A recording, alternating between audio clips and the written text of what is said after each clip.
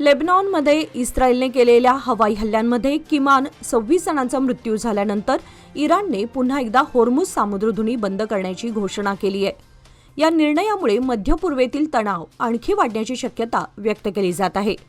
इराणच्या या भूमिकेमुळे अमेरिका आणि इराण यांच्यात युद्धविरामाच्या अटींवर झालेल्या सामंजस्य करारावर परिणाम होण्याची शक्यता निर्माण झाली आहे.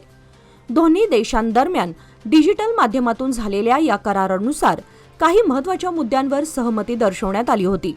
दरम्यान इराणच्या ताज्या निर्णयामुळे अमेरिका इराण यांच्यात अलीकडे झालेल्या व्यवस्थेपासून तेहरानने माघार घेतल्याचे संकेत मिळत आहेत. त्या व्यवस्थेनुसार 60 दिवसांच्या चर्चा कालावधीमध्ये होर्मुझ सामुद्रधुनीतून जाणाऱ्या जहाजांकडून आकारण्यात येणारे नियोजित ट्रान्झिट शुल्क माफ करण्यास इराणने सहमती दर्शवली होती.